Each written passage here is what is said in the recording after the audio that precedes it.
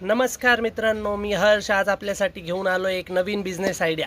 अशाच नवनवीन business idea जाणून घेण्यासाठी आपल्या चॅनलला सबस्क्राईब करा, तसंच या व्हिडिओला लाईक आणि कमेंट करा मित्रांनो, आणि जास्तीत जास्त मित्रांपर्यंत शेअर करा।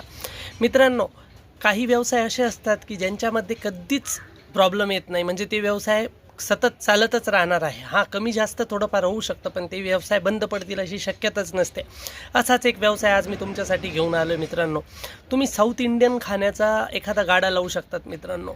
म्हणजे इडली, डोसा, सांबरवडा, मेंदूवडा या वस्तू एवढ्या ट्रेंडिंगमध्ये आहेत मित्रांनो, आणि एवढं चालतं आहे हे खाण्यापिण्याचा बिझनेस की तुम्ही विचारही करणार नाही, आणि तुम्ही कधी मालामाल होऊन जाशाल, कधी या बिझनेसमधून तुम्ही ग्रो कराल तुम्हालाच कळणार नाही।